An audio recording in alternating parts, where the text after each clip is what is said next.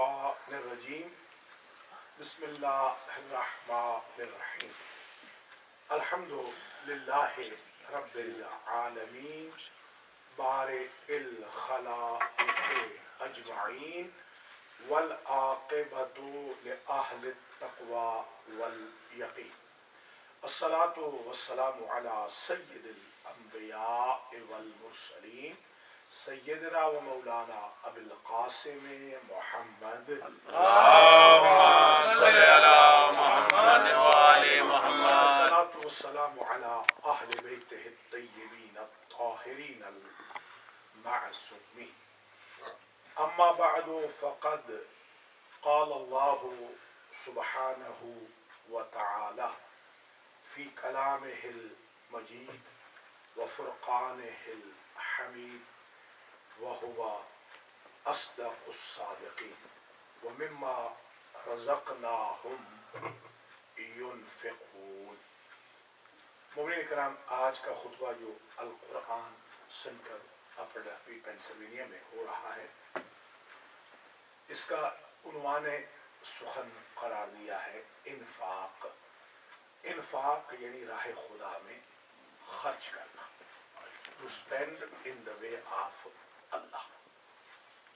انفاق اور نفاق کا اتفاق سے مادہ ایک ہی ہے. نفاق جو ہپوکریسی، منافقت ہوتی ہے، جب الف ساتھ لگ جائے تو اس سے مراد ہے اینٹائی منافقت. انفاق الف آ کر نفاق کے اپوزٹ کریکٹرسٹک کو بیان کرتا ہے. آپ اگر حج پہ تشریف لے گئے ہوں یا عرب کنٹریز میں آپ رہے ہوں، ایک چیز ہے، لفظ ہے نفق. نفق یعنی ٹنل. انفاق کو انفاق اس لیے کہتے ہیں کہ وہ اللہ کے ٹنل میں بند ہو جاتا ہے جو آپ خرچ کرتے ہیں، سبحان اللہ، اور اس کا زیادہ اظہار نہیں کرنا چاہیے. جیسے نفق چھپی ہوئی ہوتی ہے، ٹنل چھپی ہوئی ہوتی ہے، اس طریقے سے چھپا کر راہ خدا میں خرچ کرنا زیادہ بہتر ہے. ایک اور چیز جو جیسے نفق سمندر کے اندر بھی ہوتی ہے، پہاڑوں کے اندر بھی ہوتی ہے، اور وہ انسان کو ایک کنارے سے دوسرے کنارے تک پہنچاتی ہے. انفاق بھی انسان کو انٹری سے لے کر ایگزٹ تک پہنچاتا ہے کہ اللہ کی ٹیریٹری میں کس طرح داخل ہوں اور کس طرح قیامت کے دن بسلامت ایگزٹ ہو اور میدان محشر میں پہنچے. قرآن نے جہاں بھی انفاق کا ذکر کیا ہے، خرچ کرنے کا، اس میں اللہ نے اپنی طرف نسبت ضرور دی ہے. جیسے خود پہلے سپارے میں سورہ بقرہ میں ارشاد ہوتا ہے وَمِمَّا رَزَقْنَاهُمْ يُنْفِقُونَ. متقی وہ لوگ ہیں جن کی ایک کریکٹرسٹک یہ ہے کہ جو ہم نے انہیں دیا ہے، رزق جو ہم نے انہیں دیا ہے، اس میں سے وہ خرچ کرتے ہیں. وَأَنفِقُوا مِمَّا رَزَقْنَاكُم مِّن قَبْلِ أَن يَأْتِيَ أَحَدَكُمُ الْمَوْتُ.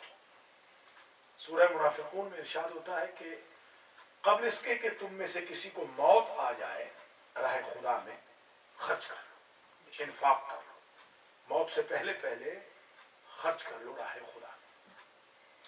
حضور فرماتے تھے تصدقوا، راہ خدا میں خرچ کرو. یہ تصدق کا بھی معنی خرچ ہے، انفاق کا بھی معنی خرچ ہے، تصدق کا معنی بھی خرچ ہے. ایک چیز ہم غلط فہمی میں آ جاتے ہیں کہ جب بھی صدقہ کا لفظ آیا ہم نے سمجھا اس سے مراد سر صدقہ.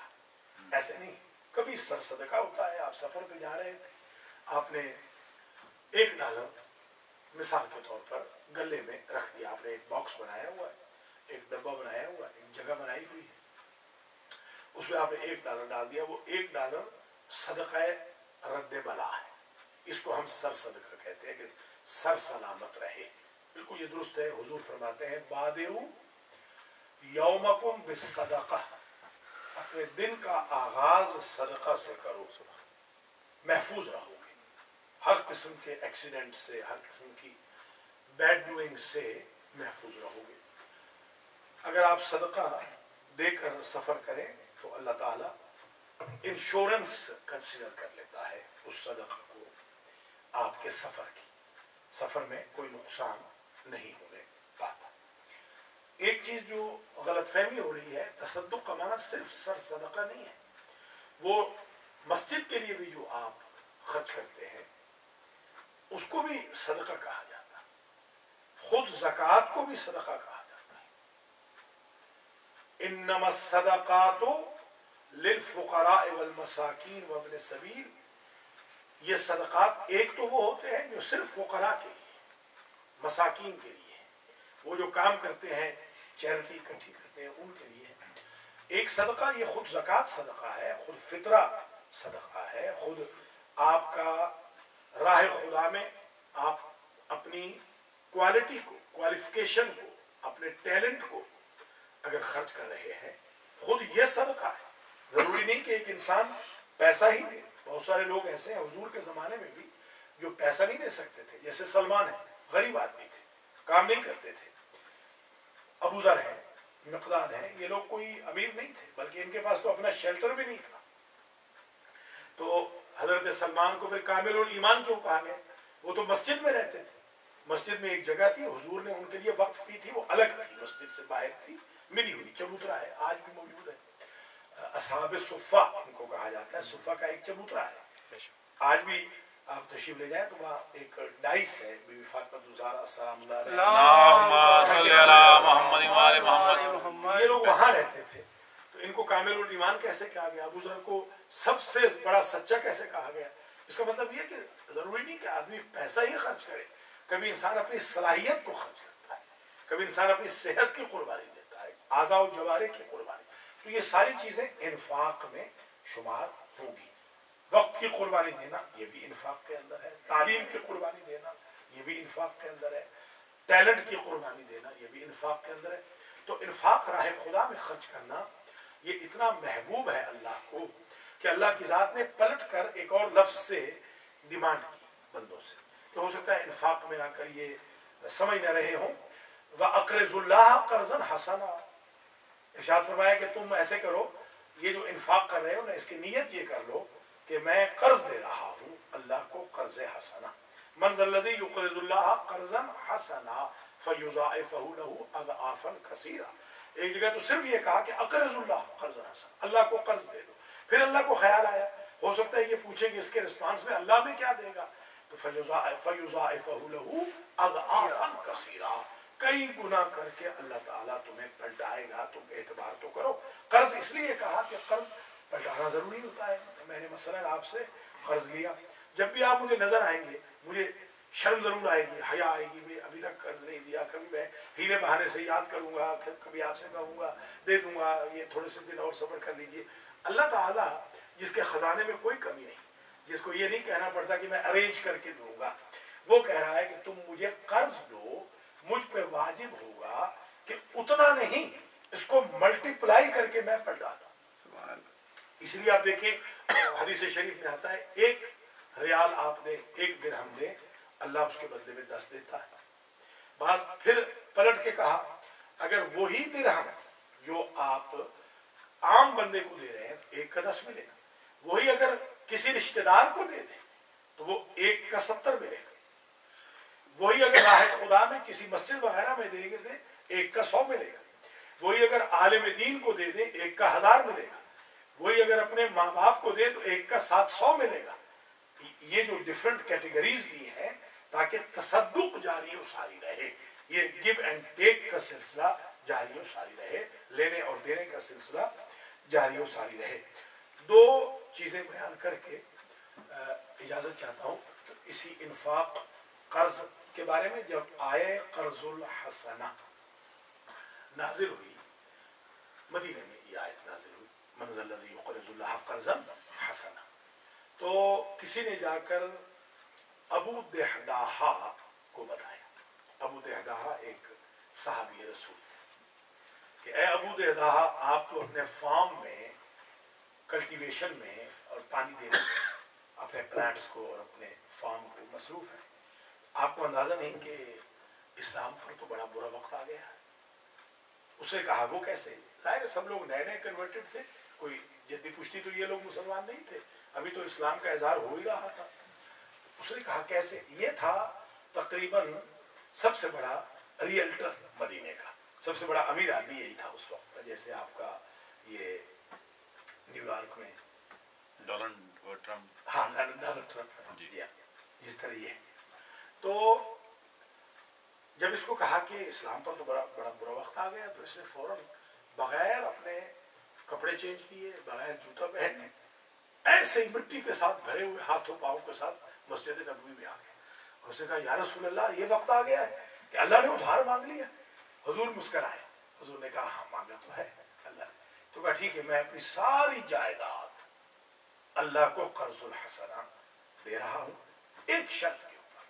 कर्ज में तो शर्त जायज है, कोई भी लेने वाला हो, आप कह सकते हैं 3 महीने में दूंगा, 4 महीने में, शर्त होती है। अल्लाह से कहिए कि वो मुझे और मेरी बेटी देहदाहा और मेरी बेगम, इन 3 को जहन्नम की आग से बचा। मैं आज पूरा का पूरा माल उसको कर्ज हसना दे रहा हूं। अभी जिब्रील, लगता यही है कि अभी जिब्रील वापस नहीं पहुंचे थे सेकंड कमांडमेंट लेने के लिए। रास्ते से ही अल्लाह ने फरमाया जिब्रील यू टर्न ले। मेरे नबी का सहाबी जिस जज्बे से हमें याद कर रहा है, हमें ये जज्बा बड़ा पसंद आया। जाके गारंटी दे, हुजूर से कह कि अल्लाह फरमा रहा है कि मैंने अबू देहदा, तुझे, तेरी बेगम, तेरी बेटी को जहन्नम से बचा, और साथ तुम्हारा सारा माल भी नहीं लेता, आधा मुझे दे दे। 2 बड़े बाग हैं, एक बाग मुझे दे दे, एक अपने बीवी बच्चों के लिए रख ले। उसने एक बाग अल्लाह को दे दिया, एक अपनी बेटी और बेगम के लिए रख लिया। इस तरह हुजूर पाक ने फरमाया दुनिया में अगर किसी ने चलता फिरता जन्नती देखना हो तो अबू देहदाहा को देखे। ये एक वाकया। दूसरा वाकया खास करके आपसे इजाजत चाहता हूँ। ये वाकया इमाम जाफर सादिक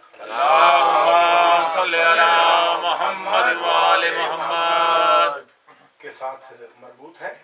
इमाम अलैहिस्सलाम इरशाद फरमाते हैं कि अपने दोस्तों को, शागिर्दों को बैठे हुए ये फरमा रहे थे कि राह खुदा में खर्च किया करो। इतने में एक जबल का बादशाह वो पहुंच गया।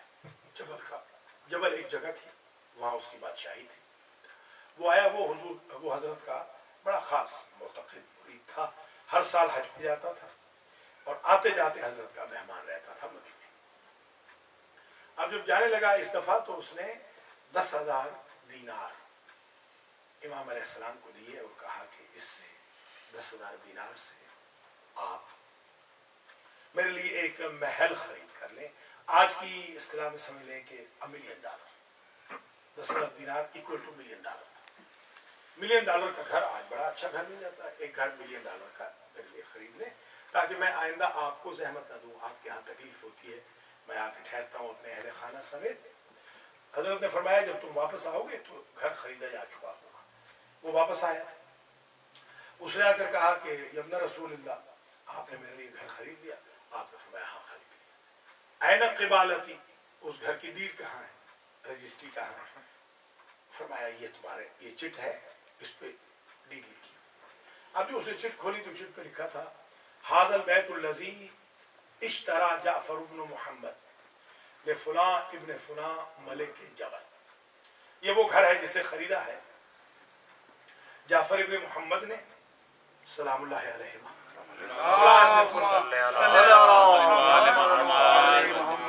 जबल के बादशाह के लिए, और इसकी कीमत है 10,000 दीनार। और महल्ले वकू ये है इस घर का कि इसकी एक साइड पे वो नक्शा होता है ना, मैप जो ड्रा करते हैं रियल एस्टेट वाले, इसकी एक साइड पे तो मोहम्मद रसूलुल्लाह का घर है, दूसरी साइड पे अली वलीउल्लाह का घर है, तीसरी साइड पे हसन मुज्तबा का घर है, चौथी साइड पे हुसैन शहीद करबला। वहादा फिल जन्नतिल फिरदौस। और ये घर जो मैंने खरीदा है ये जन्नतुल फिरदौस में है। आपने फरमाया कि तुम्हारे 10,000 दीनार की अल्लाह के दीन को फुकरा के लिए जरूरत पड़ गई थी। मैंने अल्लाह से एक एग्रीमेंट कर लिया है, 10,000 देकर तुम्हारे लिए जन्नत में घर खरीद कर लिया है। चाहो तो चिट ले लो, चाहो तो 10,000 अमानत पड़ा हुआ है, अगर मामला कबूल नहीं तो वापस किए दे। अब यू नेवर नो, हमें क्या पता होता है, इंसान सोचता कुछ है सामान 100 बरस का, बल्कि कल की खबर नहीं। पता तो होता ही नहीं इंसान को बेचारे के साथ क्या होगा। इत्तेफाक ये हुआ कि जब वो वापस पलटा वो चिट लेकर, तो वो उसकी जिंदगी का आखिरी हज था। बीमार हुआ और मरने लगा। डॉक्टरों ने जवाब दे दिया। मरते वक्त उसने वसीयत की कि नविश्ता सादिक को मेरे कफन में रख दिया। अगले दिन जो बच्चियां बच्चे गए कुरान पढ़ने के लिए, उस जमाने में रवाज था कुरान पढ़ने का, अब तो फरिश्ते ही पढ़ेंगे। यहाँ के कब्रिस्तानों में कहाँ कोई जाएगा कुरान पढ़ने के लिए, टाइम ही किसके पास है। अभी बल्कि मैं गया था एक शाह साहब की मैयत दफनाने के लिए, तो मैंने वहाँ ऊपर कब्र पे पढ़ना मकरूह है, क्या लिखा हुआ, मगर कोई ज़रूरत अगर हो तो आप पढ़ लें। ज़रूरत ये पेश आई कि किसी साहब ने जो न्यूयॉर्क से आए थे, उन्होंने कहा कि हुजूर ये बताएं कि आपने कितने जनाजे पढ़े हैं।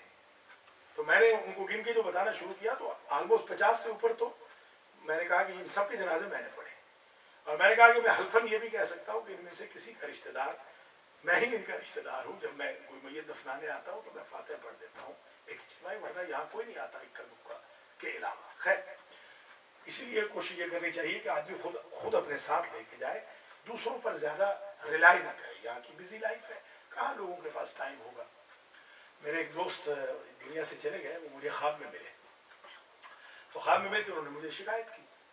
तो मैंने उनसे कहा, भाई शिकायत दोस्त मत करो, जब आप जिंदा थे तो आपके पास कहाँ वक्त था दूसरों को।